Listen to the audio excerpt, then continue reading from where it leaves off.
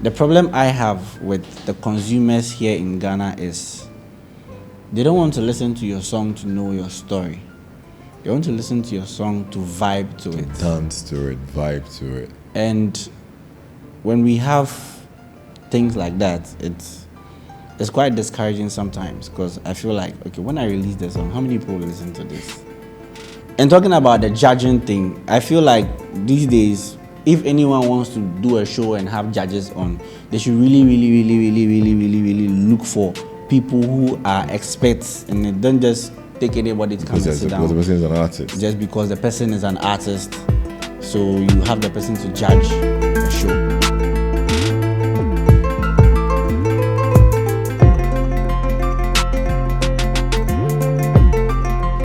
All right, Nee, Sally, welcome to the ABC show. Thank you, Sally. So I know our journey started from 11:15 at Dringano. I really don't remember how the story started, but I know you were one of our best artists who used to play for us. And I always ask myself, how did you get into this whole space of like doing music? Because what I gathered from every time you played was that you understood music. The sound wasn't loud anytime you were playing. I mean, I've had different bands play for me. There are times where I have to go in and say, Charlie, lower the volume. Yeah, but every time you came in there, I was rest assured that you could always manage the crowd, deal with the crowd. If it was country, whatever genre of music it was, you did very well. So who is Nee and how did you get into the music space? How do I even start? So I could say I'm from a music-oriented family. Okay. My dad used to be a choir master. My mom sings. Like everybody in my family does something music. Okay. So I think when I entered SS, my first year, I just joined the choir, the Form 1. They created a Form 1 choir. Okay. So I just joined it, and then from there, by Form 2, I don't know how I became the choir master. I don't know how. All right. But yeah, and after school, like the music thing just came up. So I started a choir after school with my mates that I finished school with. From group to group, we joined some choirs, we played some shows. It was mainly gospel in the beginning. Okay. And I think that's where it started from. And then I decided to pursue music. Yeah, so it's been something that has been going on for a very long time. Okay. We've been singing in church, playing in church. So yeah, it started from childhood. And then we just made a decision to make it a profession. Okay, make it a profession and get it to pay a few of the bills. Yeah, sure. So again, I go back to the days when you used to play for us, and I don't know what made the difference that, like I said earlier, so when you played, or when Seiram played, or when any of the squad that you worked with played, but whenever I brought in a band, like a band from outside, you always had to get that control. I'd be there to constantly tell them to make sure that the sound, that the volumes are normal. And also because we found ourselves in a residential area, you don't want people coming in complaining. Mm-hmm. How did you build all these skills? Is it that with experience or with your dad's coaching and all that, you knew that, music wasn't necessarily about high pitches or high volume? How did you get to understand all these? I keep saying that if you want to do something, you'd have to study it. There's no excuse like I didn't have a teacher or I didn't have someone to tell me what it is. Yeah. You'd have to study it. And when it comes to sound, it works with frequencies. We are supposed to know what is loud and what is not loud. Else, it doesn't make it music. Because music is not supposed to be a nuisance to the ear. Okay. It's supposed to be. You're not supposed to be in people's faces. You're supposed to be in their space. Okay. So if you're doing music and it's all loud and you can't figure it out, then you're not there yet. You don't really understand what the music is. Right. Yeah, so I just feel like everyone should just study. Just know what it is. Yeah, basically. So, you know, in our earlier conversation, you mentioned that you've done a few gigs for City. I mentioned that we used to be on a City Panorama those days when we were running the Fridays. We send items, we get shout outs. And then you mentioned that you started with City TV, done a few of these gigs. How do you actually get called? So I still can't figure out how you came to play for me at the restaurant. But I've watched you on City TV before. I've watched it now on City before, a few of the other guys on City before. How do you get called up? Do you advertise yourself? How is it referrals? How do you get into these spaces? So with City, my first encounter with City, it was through Nenena. Okay. I was home one time and I got a call from Nene. And he was like, someone will call me. So I should be expecting the call. I'm like, okay. Then someone calls me. So today I don't know who called me. Someone called me and like, do you want to travel? And I'm like, okay, like, can you travel for a week? I'm like, okay, where? Like, oh, well, we're doing a tour and we're going to all the regions in Ghana. I'm like, oh, okay.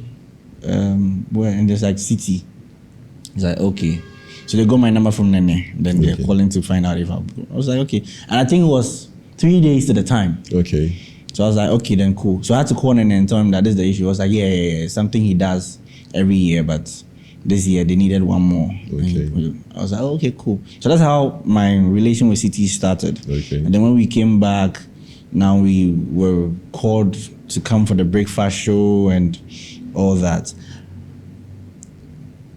When it comes to how people get to find me, I could say mostly it's by recommendation because we play a couple of shows. I used to play at Gold Coast as well. Okay. I started the lunch buffet thing at Gold Coast. Okay.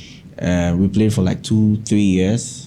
So like you meet people. I played at Zen Garden on a regular. Okay. So you meet people who see you and they tell you, I'll call you. And then they call you and then you go for shows. So mostly by recommendation. Some people also see me on social media and then they go like, okay, I want to book you for a gig. So I think almost all the platforms help find me. Okay. I'm not very difficult to find. Yeah, that's true. Yeah. And when you mentioned it, I mean, I actually know that there's that sort of collaboration amongst yourselves. So you, Nene, Serum, and all the Kosivi, all these guys, there's that sort of collaboration that you do. Even in the poetry space, there's that sort of collaboration. When it comes to the arts, there's a lot of collaboration amongst yourself. Is it something that you've all figured out that if we don't collaborate, we actually wouldn't go far? Because there are times where I bring a band and you realize that, or you put people from different angles together and you realize that they already know each other. Mm-hmm. Is that something that you guys were deliberate about, or it's the experiences in the sector that has actually shown you that? The thing is, we happen to naturally know each other and in the space. So I could say in Accra, I could say I know about 95% of instrumentalists. Okay. Maybe I know them by face or we know each other via social media but we've not met. Okay. So now we meet each other and it goes like, oh, you're the social media guy. Oh yeah, I know you. Yo, what's up? And then we vibe. Okay. So it's very hard for me to meet someone and then I say, okay, I don't know you, so it means we're gonna. The funny thing is, one way or the other, we've met somewhere. Okay. So instrumentalists, singers, we know each other. Okay. Some of them from a distance, but when it comes to Serum, then we worked together. We played shows together. Okay.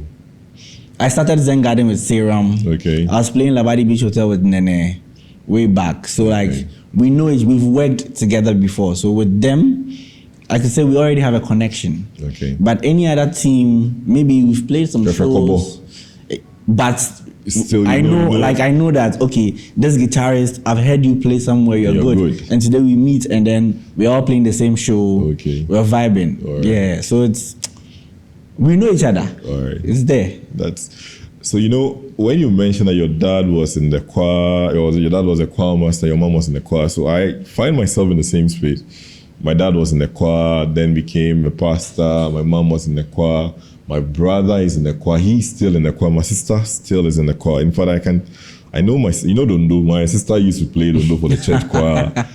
Her son, who is, I think, 8 years now, plays for I was in a church band for at least a year. So after JSS, I was in a church band. My brother was in a church. Once you confirm, you need to find a group in a church to be a part of. But nobody really thought of taking music as a career. It was more of, you are in a church, you have to be in a group, and in a church group, it's music.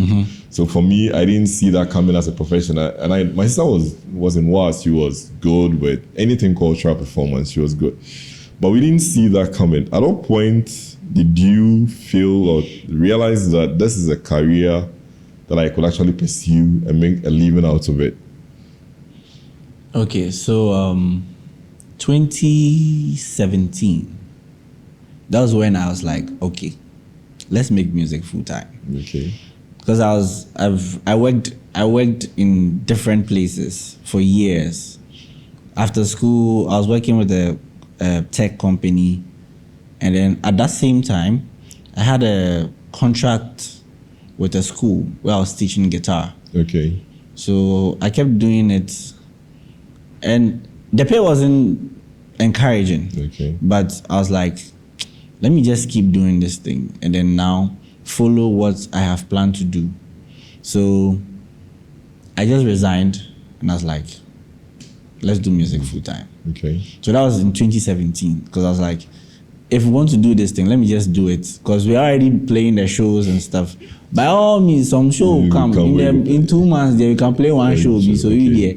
Let's try and hustle and do it full time. And we're here today. Okay. Yeah. Okay. So, how was support from home? I mean, your dad being someone who coming from a family that does music, was it okay convincing them? Did you have to convince anybody, or everybody just saw it as a natural path that you should take? I don't think they were against the motion so much, and I don't think they were for the motion so much. Okay. But as time went on, they got to understand, because it came naturally. Okay.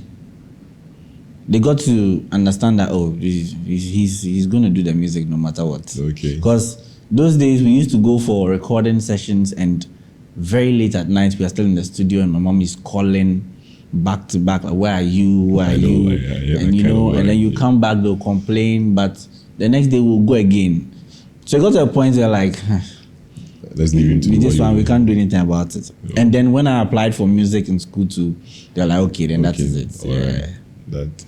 So back in it with school, how did that change the journey for you when you finally went to uni to do music? How did that change the journey? Well, it's something I'd wanted to do a very long time. Initially, I wanted to do architecture. Okay. And I was like, nah, I don't get it. Okay. I didn't. So this is what happened. After SS, I didn't go to school the following year.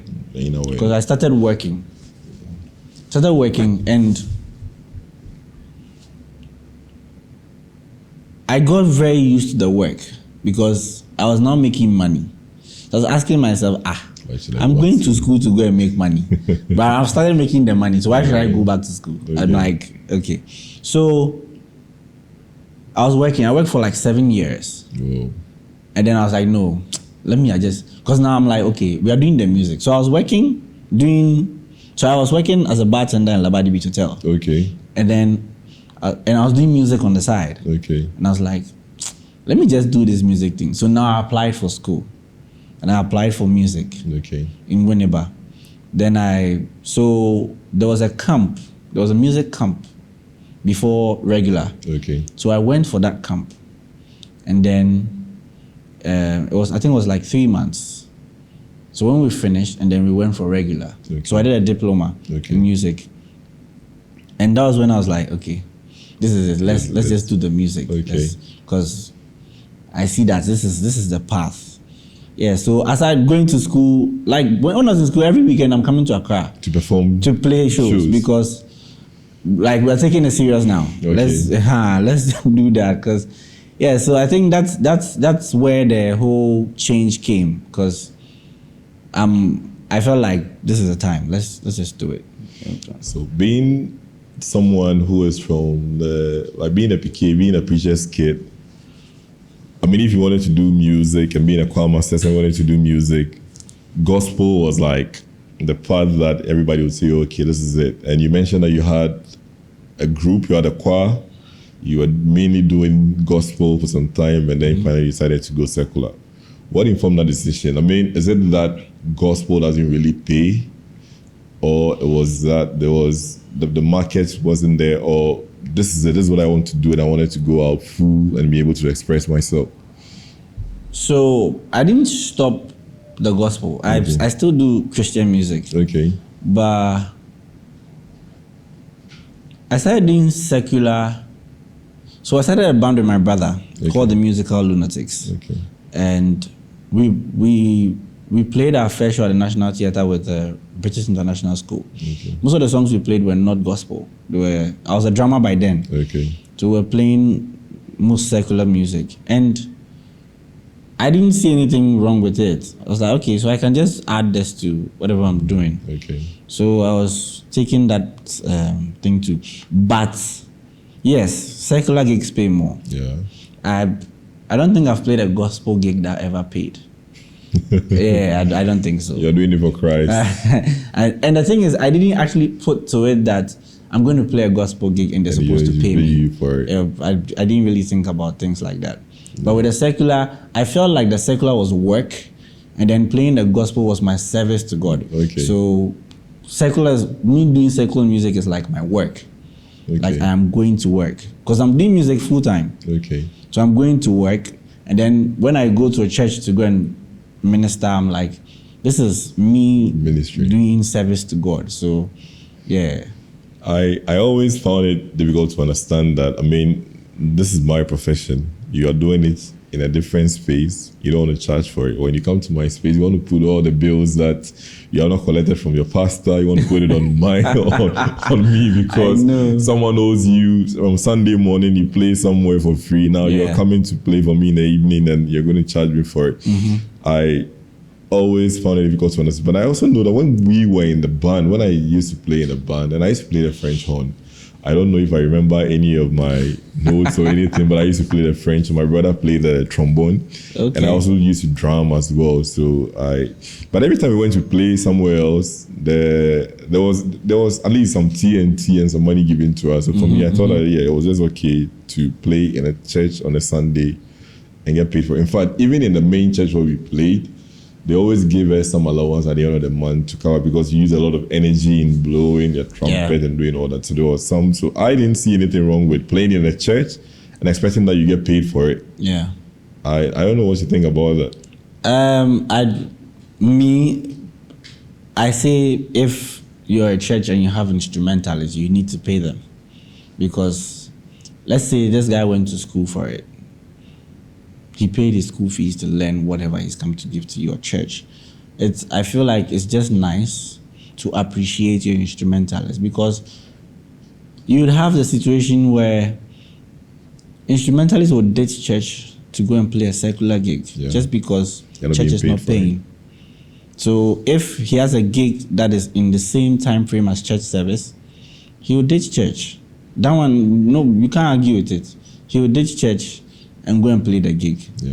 Yeah, some might be loyal to church, so they'll stay in church and not go anywhere. But honestly, the majority will ditch church and go and play the gig.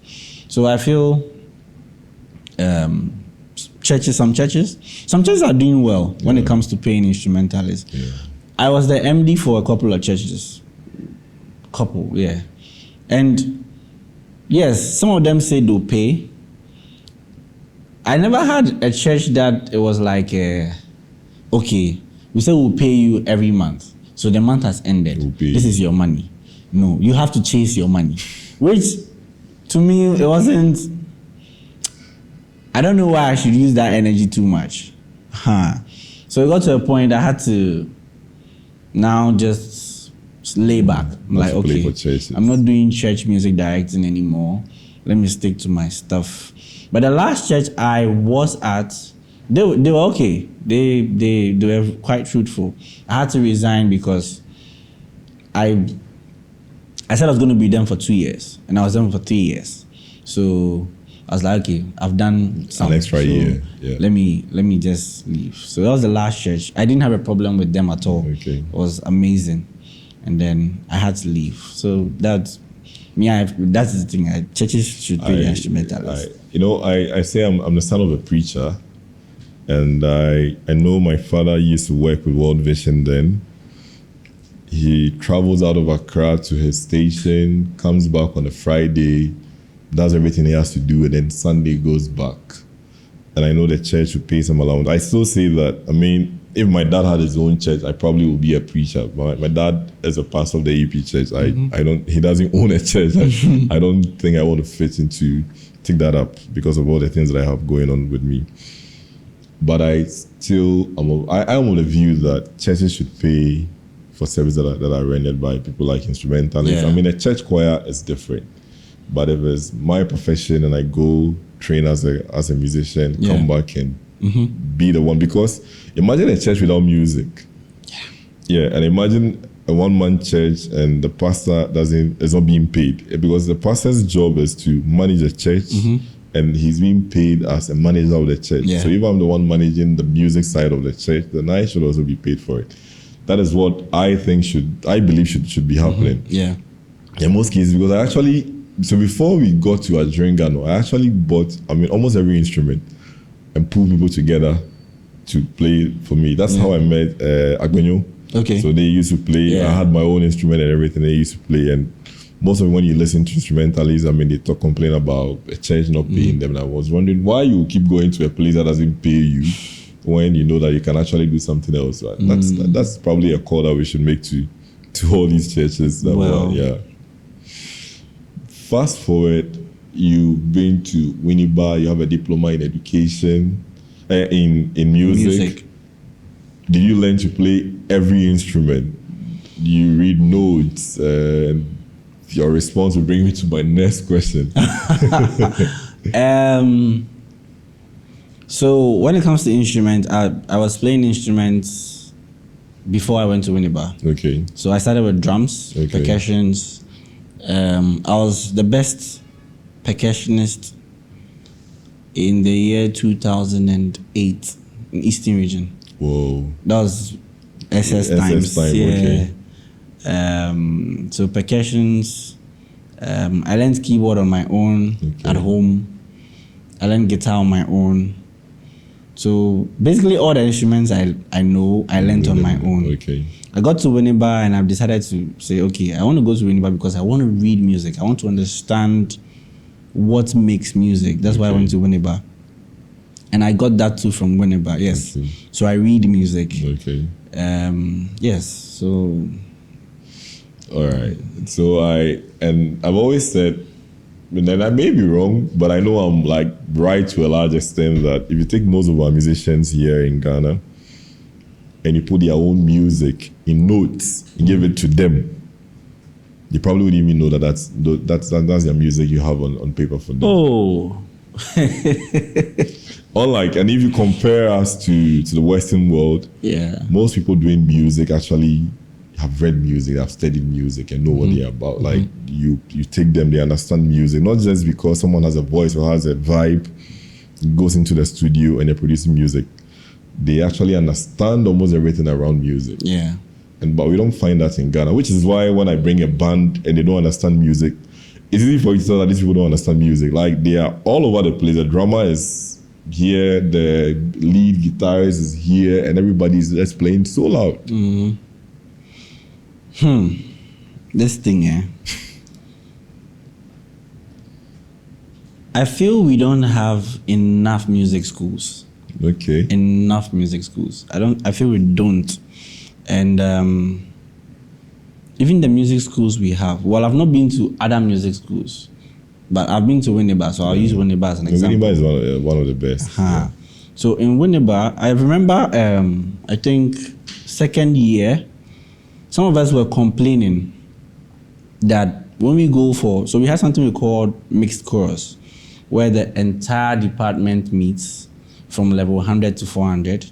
We meet in a hall, and then we sing songs. We have songs in sheets, and then we sing. But it got to a point, we came to realize that all the songs we used to sing were choral music. And people were saying, we need contemporary music, which is chord. Let's do it. Yeah. It was something that went on campus because some people came there. I had someone in my class who came to Winneba to learn how to play jazz. Okay. But he was disappointed. Because he wasn't told how to play jazz. It was more choral. You are not coming to learn how to play jazz. And almost every piece we see is either a classical piece or a choral piece.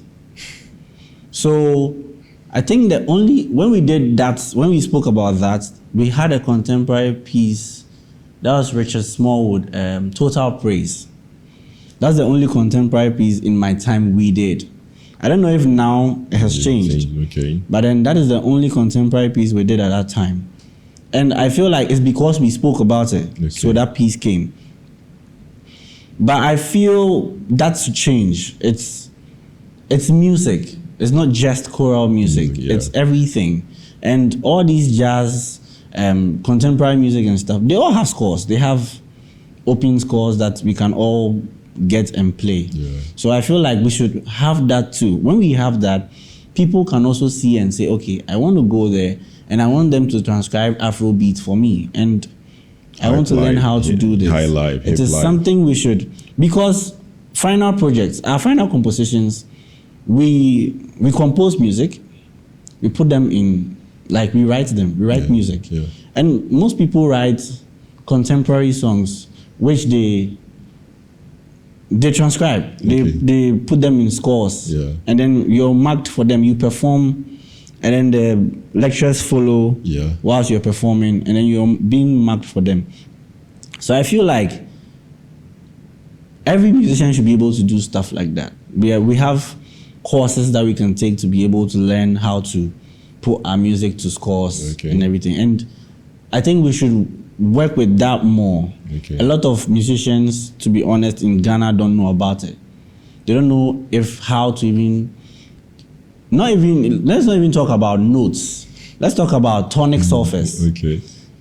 They don't even know how to put their songs into tonic solfege. And I feel like that is why we lose a lot of music, because most of the music are not written. So if today, that last record is missing, the song is gone. But today, if we take a song from, because I had a score of I'll Always Love You by Dolly Parton, and the score was there. If we carry that score today and we give it to anybody who a band and they know how to read music, they'll play the exact music that is given to them. It means that song is never going to die. So far as the paper is there, when we give it to you, you play. So I feel most of our songs, most of the songs that we felt they were legendary, we should take these things. Some of us can do it. Some of us can take it and then score them. But as time goes on, the composers too should try. And even if they can't, they should get people who can do it. Contract them. Okay, score my song for me. And then you have that too on paper. So once you have your digital tracks, you have your song scored too as well. And the song will live forever. Anybody can take it and play anytime. And I mean, I know lately they probably get the lyrics of a song and it's studied in a university and we make a lot of noise about it. I said, I mean, there's lyrics everybody could easily get access to. I mean, even on YouTube, I could easily get access to lyrics. And we make so much noise about someone's lyrics being studied in school. And I come from a Presbyterian background, and if we say it's a music or it's a song that we need to learn, it's in the hymn. Once you make it into the hymn, that we know that your song has actually gone, it's going to live beyond you. The Frimamus of Den and all the people who've composed. I mean, there are songs in our hymns that are quite, I mean, the choir masters, I know them, the people, the composers, I know them because I've heard them or I've seen them. But their music has been able to make it into the hymn book. So it lives over a period of time, and everybody who comes to me these hymn books are able to play, and your name is mentioned. But take our greatest. I mean, the people who have lived high life, hip life, all these songs, and if it's not a band playing shabu or anything, there's nothing you can really do about it. Exactly. And I think that there's a lot of market there for the music schools where bring all these big artists together, work with them one-on-one, take them to a large class, then now have a one-on-one session with them where you can actually help them score their music. Yes. And it could live beyond them over. And I even feel instead of having students do like a classical piece at the end of the semester for exams, you can even take one of these. Take an opera for music. Yes, and then give it to them to score. Yeah. Like, give it to them to score. So like the whole, because the semester, you're going to get to play, if you're majoring piano, you're going to get like 2 or 3 pieces to play on your exam day. Okay. Which is fine. Okay. It's building you. Yeah. But I feel with music technology, we should have an exam like that where I say, okay, we're taking this song, we're giving it to you, score it. Yeah. And when we do that, we can have that archived too as well and tell the artists that, listen, we have your song scored. So this is it. Like, it's here. Yeah. Whatever they can do to it or whatever business they can have with him, it's between the school and him. And then the artist. Yes, yeah. But at the end of the day, the score is there. Yeah, so. It's a big problem that I see. I think that whenever I listen to, like, you watch John Legend on a show as a judge and take our best art as a judge on a show, and the kind of comments they give, the kind of judgment that is passed, you weigh them. And if you are someone, so I follow, so I can take an artist and follow them over a period of time. So like you watch them and it's almost you see that they actually know what they are talking about. You give them any piece and they're able to do it. In our case, no, it's a big problem. What do we do beyond? Is it advocacy? Is it that the artists are not aware of these things? They just don't know. They just think they have a talent and that is enough to take them that far? Well, this I could say is worldwide, not just Ghana. Okay. I could say, because not everybody in the world is scoring their music. Yeah. So I could say, but there are some particular kinds of songs that we have to score. Yeah. We have some very, very great songs. I don't know if there's a score for a song like Osibisa Welcome Home. I don't know if there's a score. Yes, because these songs are like songs that are living forever. Yeah. So we need scores for them. We need scores for stuff like that. And talking about the judging thing, I feel like these days, if anyone wants to do a show and have judges on, they should really, really, really, really, really, really, really look for people who are experts in it. Don't just take anybody to come and sit down. Because the person is an artist. Just because the person is an artist, so you have the person to judge a show. I have my own. I have my reservations as well, and I hardly watch music, whatever shows with judges here in Ghana. I mean, I think Nigeria is doing way better than we are doing when it comes to actually producing stars through this route of we have judges perform over a period of time, and you can take the people who have passed through. Just a few survive. Just a few survive. Just a few. Yeah, just a few really survive. All right, so let's drill down to the music industry itself. So have you yourself tried composing any song in the past? Have you, what kind of musician do you see yourself turning into, or what kind of musician are you? This is a very difficult one, because I try a lot of things. I try a lot of genre of music just to see where my strength is and where my weakness is. To put something out, I'm actually working on an album. Okay.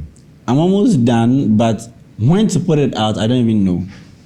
And it's not like I want to put it out to make something out of it.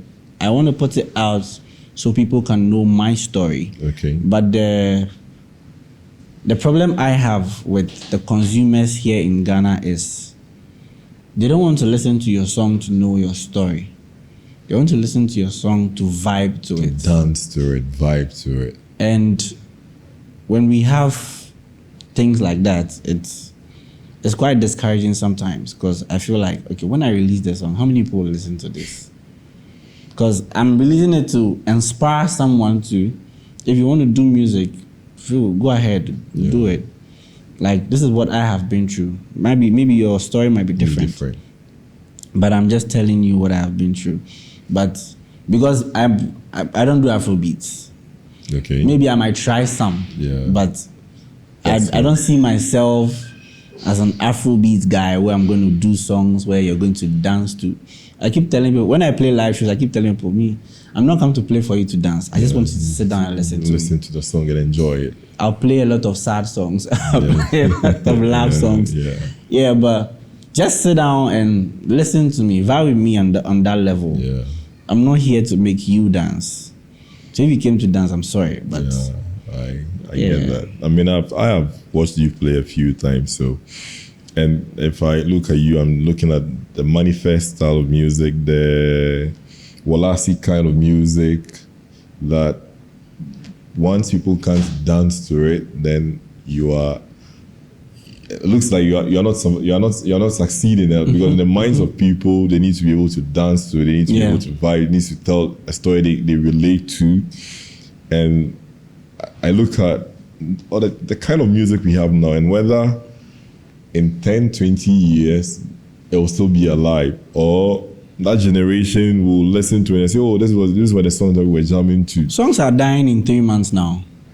So we don't need 10, 20 years. Songs are dying in 3 months, in 4 months. Like today we have a hit, and the next month, the song is gone. Another song comes. Nobody's vibing to it anymore. There's this vibe thing there, I don't understand. Say vibe. I don't know what the vibe is. They can relate to it. That the song comes, it goes on TikTok, and it trends for like a month or two, and it goes away, and another one comes, and then people forget the old one, and then. And I was recently talking to someone. I was like, those days when we didn't have the whole TikTok pushing people's songs, we had people like Bookback, and today if we play Bookback, people still vibe to it. Everybody jams to it. Prior, yes. Obrafo. People still vibe to it. Kenya. Yes. Kenya who is on. So I'm like, those songs, but right now if a song comes and then the song is gone, it's gone. If you play, everybody can look at you like this. It's well. So, anyway, I think our industry. Well, I think we have a future. We're still building. Okay. I think we have a future. I think there are some particular songs that will still last, because I feel like songs of today should be able to stay long, like a Kodwenfi song. Yeah. Because those days, if you were going to listen to music and you were not burning a CD or recording a song on a cassette, you have to hear the song on radio. Yes. Or have a DJ come in, play. But now it's easy to actually sell your song out there. But I don't know if it's about quality or it's the depth of the song. You don't really get it. There are a few songs that actually hit you. Yeah. And it's a song that you are on a journey, traveling. I mean, driving all the way, and there's an album you want to put in and listen to throughout your journey. Yeah. I find that very difficult. Okay. So I also know that you now switch a bit into studio works, the voiceovers, arts, productions, and doing a bit of content creation here and there. How is that coming up, and what actually drove you into that space? So far so good. So it's something that has been planned for a very long time. So when I started doing music full time, I had a long-term plan. I had a vision for it, and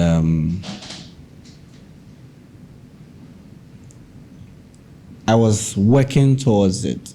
So initially, what I wanted to do was an entire production house. Okay. So we have music, dance, painting, poetry, everything falls under it. Okay. So that is what is now coming forth small. Okay.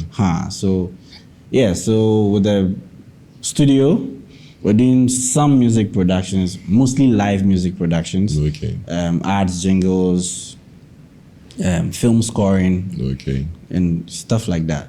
And then we have a podcast running on the side. We have an interview show running on the side. Okay. I think we have 2 podcasts running. Okay. Then we have a talk show running. We have a live music session also running. Okay. We are working on new content too as well. So yeah, so far so good. That's, I mean, for when you talk about podcast content online, I mean, I know that these things take a long time to pay.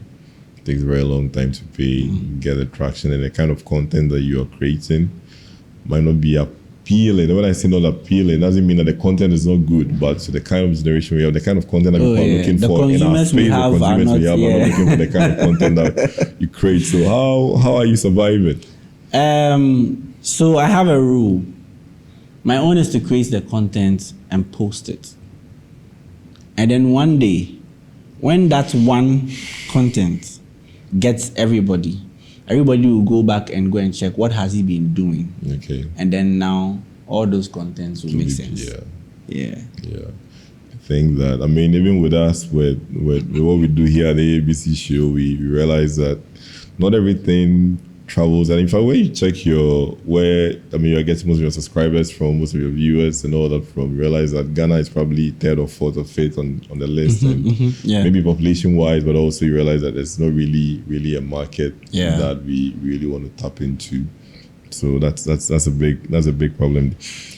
So you play gigs, you still play gigs for restaurants and all. Now I hardly do, but on Mondays I'm supposed to play Zen Garden on Mondays from 8:30. But I go sometimes. I have a couple of guys I work with, so sometimes when I'm busy, I make them go and then they play. But then yes, on Mondays you find me at Zen Garden. Okay. Yeah. Okay. I mean, band. I remember when we get bands to play. You could pay like 500 and you're okay to have like an hour or 2 show. But now I hear that, I mean, 500 will not even get you one person to play and sing for you for an hour. So it looks like the market is catching up with artists like you who do your own thing and then us who do your own play in your own way. Is it really paying off? Is it a space that you encourage people to go into? I mean, why are you leaving that into more of the content creation space when that seems to be catching up? So, well, I don't like to say things in the context of saying just Ghana. It's basically worldwide. People do 3-4 jobs worldwide. Sure. The thing is, with the kind of music we do, which is performing live. Yeah. If I'm to play like 4 shows a week and it's good pay, that is okay. Yeah. But let's say I'm playing just 1 show a week, I'll need something else to back what I'm doing. Yeah. Yes. So I could tell someone that the space is fine, you can join. But then you have to work. Yeah. Because if you go and play a show and the person doesn't see you to be the artist that I want to call back again, it then means that you're not working. Yeah. You really, really have to work. You have to like be on your toes 24/7. Yeah. If you know that people are interested in this kind of music and that is where your stronghold is, go for it. Like, rehearse back to back. And make sure you kill it. Yeah, no, try and work on your center stage grooming, work on your delivery. Like, when you stand on that stage, people should see you and go like, I want to listen to you again. Yeah. If you don't have that in this era, then I'm sorry. Don't try it. Even I won't call you back. I mean, like, don't try it because you really have to work. When you go on that stage, even if it is one song, make sure that that one song is going to make people go like, we want to hear him again. Yeah. And then, then if you have that, and I feel like you can actually go into the space. You can come in, yeah. I think, and it's true. We have bands or artists who come in and play for us once, and you I mean, in fact, the restaurant owner and the guests or the customers all agree that, there's a silent agreement that this person shouldn't come again. Then someone comes to play, and everybody, in fact, if the person they come again and that person is not there, but we came here because of this. Mr. A, Mr. B. So why is he not there? So wrapping up, I would say that I believe that the music space is huge, the content creation space is huge, and with the kind of talent you have, there's so much that you can do. I know the exhibition we had, was it last year? You were there. I know you do stuff with the poetry guys. You do a bit of things, other work with the artists who are doing all the painting and all the other stuff. So for me, I see you to be more of an artist, not just someone who is into music, but like you find yourself around the whole art space. Yeah. Is it out of interest or just as talent that has actually fixed you in that position? I used to say passion, but a friend of mine would say we don't eat passion. Passion or the pay. Passion or the pay. So I feel I have just one talent. And my one talent is to be able to learn anything practical easily. Okay. That is the talent I have. Okay. So I just happen to do everything. I don't know how. I learned it because I don't think I went to school to learn video editing. Okay. I went to school to learn any other thing I do now. But I do it and people see it and they go like, oh, wow, you're good. You did it yourself. And so I just feel like, like what you said, I don't know if I classify myself as a musician. Okay. I don't know what to call it because I'm doing music, I'm doing poetry, I'm doing dance, I'm doing everything. Yeah. So I don't know if there's a name. Painting and everything. If there's a name for that, then Okay. maybe I'll just go for that. When you ask me what do you do, I'll say I do this. Yeah. Because it's very difficult to answer that question because I'm doing almost everything. I'm trying to put my head everywhere, trying to bring people together, and then let's make sure this art thing works. Okay. As far as Ghana is concerned. Yeah. Because I know people who've been doing art for years, and the way I know them where they are is where they are. They've not moved forward. It's crazy. They've not moved back though, Yeah. but they've not moved forward. Really? I'm expecting maybe a painter I know like 10 years ago today should be hosting workshops for upcoming painters to be. But then a painter I know 10 years ago is still selling his Work. things today, trying to live on paintings he's doing, which I feel like it's not helping enough. Yeah, because if I'm doing something for over a decade, I should be able to have people I am grooming to actually take exactly. over. Yeah.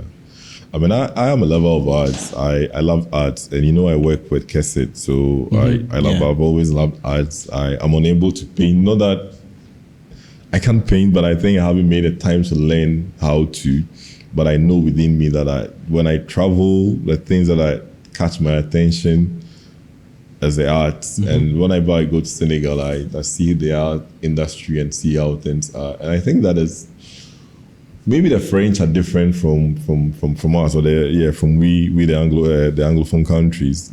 They carry almost everything to another level. If it's fun, they carry it to another level. If it's arts, they carry it to another level. So maybe the country in which we find ourselves, we don't really find people buying arts because you're selling an artwork for like $5,000.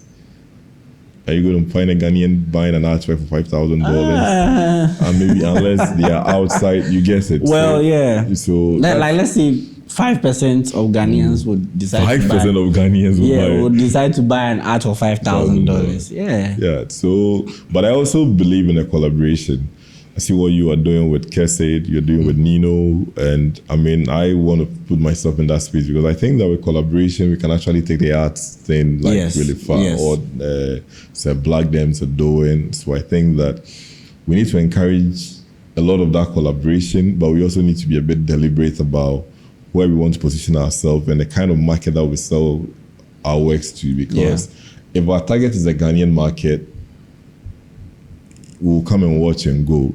If our target is to make money, then it's a bit on the Ghanaian market, come and watch and go. Let's have the content and then sell to the people who actually come and buy and value what we're doing. Otherwise, Chaloba poetry in this kind of buy. Yeah. So for me, I find myself, I mean, if you see our studio, it tells you that we love arts. I mean, I'm a lover of arts, but how do we make money out of it? And I personally want to put myself in that space where in 10 years, this table should be able to sell for at least $1 million.